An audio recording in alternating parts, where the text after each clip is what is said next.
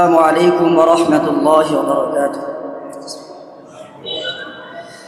إن الحمد لله والصلاة والسلام على أهلها. أما بعد فأعوذ بالله من الشيطان الرجيم. بسم الله الرحمن الرحيم. كنتم خير أمة أخرجت للناس تأمرون بالمعروف وتنهون عن المنكر وتؤمنون بالله. قال النبي صلى الله عليه وسلم: من تشبه بقوم فهو منهم، أو كما قال عليه الصلاة والسلام. আলহামদুলিল্লাহ, আল মিসবাহ ছাত্র কাফেলা কর্তৃক আয়োজিত মাসিক বক্তৃতার অনুষ্ঠানের সম্মানিত সভাপতি, বিজ্ঞ বিচারক মণ্ডলী ও সুদক্ষ পরিচালক, আমার সামনে উপবিষ্ট বাংলার দূর দূরান্ত থেকে আসা এলেন সুপ্রিয় ছাত্র ভাইয়েরা, সকলের প্রতি আমার পক্ষ থেকে জানাই আন্তরিক শুভেচ্ছা ও মুবারকবাদ। মুহতারাম হাজিরিন, বক্তৃতার জন্য পাঠাগার থেকে যে বিষয়গুলো নির্ধারণ করে দিয়েছিল, আমি সেগুলো থেকে একটি বিষয় বেছে নিয়েছি। তা হলো মুসলিম জাতির উন্নতি ও অধঃপতনের ইতিহাস। আল্লাহ পাক যদি তৌফিক দান করেন, উক্ত বিষয়কে সামনে রেখে সামান্য আলোকপাত করার চেষ্টা করব ইনশাআল্লাহ। মুহতারাম হাজিরিন, ইসলাম ধর্মের অনুসারীদের নাম মুসলমান, আর মুসলিম জাতির পিতা হযরত ইব্রাহিম আলাইহিস সালাতু ওয়াস সালাম আমাদের নাম মুসলমান রেখেছেন। যেভাবে আল্লাহ তাআলা কুরআনুল কারীমের সূরা হজ্জের ৭৮ নম্বর আয়াতে ইরশাদ করেছেন, মিল্লাতা আবিকুম ইব্রাহিম ওয়া সাম্মাকুমুল মুসলিমিন, অর্থাৎ তোমাদের জাতির পিতা ইব্রাহিম আলাইহিস সালাতু ওয়াস সালাম তোমাদের নাম মুসলমান রেখেছেন। মুহতারাম হাজিরিন, এই মুসলিম জাতির এক বিরাট ইতিহাস ঐতিহ্য রয়েছে। নবী করিম সাল্লাল্লাহু আলাইহি ওয়াসাল্লামের যুগ থেকে, এমনকি তার পূর্বের যুগ থেকেও। আর এই মুসলিম জাতি সম্পর্কে আল্লাহ তাআলা কুরআনুল কারীমে সূরা আলে ইমরানের ১১০ নম্বর আয়াতে ইরশাদ করেন, কুনতুম খায়রা উম্মাতিন উখরিজাত লিন-নাসি তা'মুরুনা বিল মা'রুফ ওয়া তানহাউনা আনিল মুনকার ওয়া তু'মিনুনা বিল্লাহ, অর্থাৎ তোমরা উত্তম জাতি, মানব জাতির কল্যাণের জন্য তোমাদেরকে সৃষ্টি করা হয়েছে।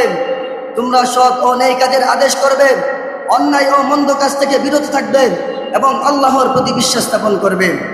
মুহতারাম হাজিরিন, আর শ্রেষ্ঠ উম্মতের বৈশিষ্ট্য হলো তিনটি: নেক, সৎ ও নেক কাজের আদেশ করা, অন্যায় ও মন্দ কাজ থেকে বিরত থাকা এবং আল্লাহর প্রতি বিশ্বাস স্থাপন করা।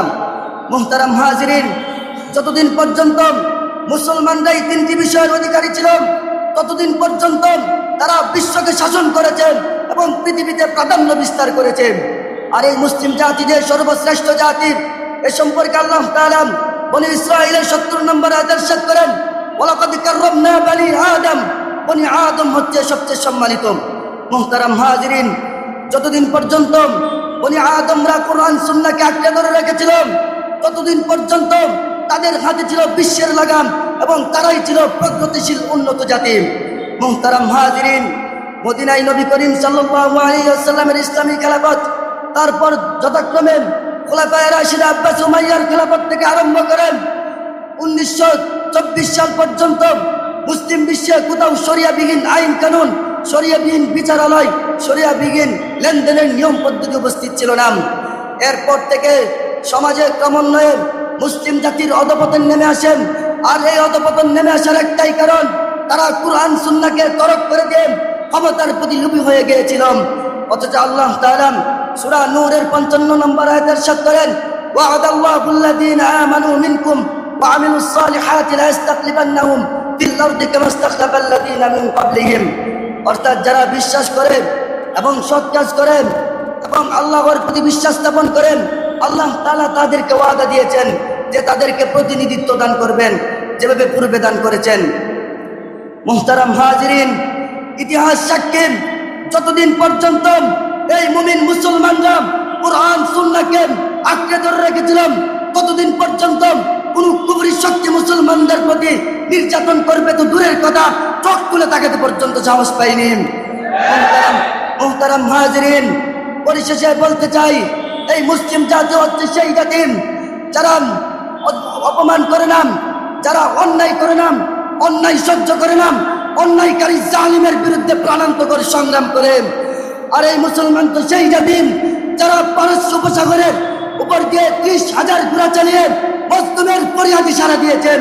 শক্তিধর পরাশক্তি ইরানের অধ্যপোষকদের রাজপ্রাসাদের কালিমার ঝান্ডা উড়িয়েছে। হাজিরিন, এই মুসলমান তো সেই জাতি যারা সাগর পাড়ি দিয়ে স্পেনে গিয়ে মজলুমের ফরিয়াদ শুনেছেন এবং আল্লাহর কালিমার বিজয় নিশান উড়িয়েছেন। মুহতারাম হাজিরিন, সুতরাং ওগে বিশ্বের মুসলমান, গাফলতের ঘুম ছেড়ে দাও, নিজেদের দায়িত্ব সম্পর্কে সচেতন হও। যদি আবারও আমরা নিজেদের দায়িত্ব সম্পর্কে সচেতন হই, তাহলে রবের কসম আমরাই হব উন্নত জাতি, আমরাই হব বীরের জাতি। কোন বাতিল শক্তি আমাদের দিকে চক্রে আনানোর সাহস পাবে না ইনশাআল্লাহ। আল্লাহ তাআলা আমাদেরকে পৃথিবীতে মাথা উঁচু করে দাঁড়াবার তৌফিক দান করুক। আমিন।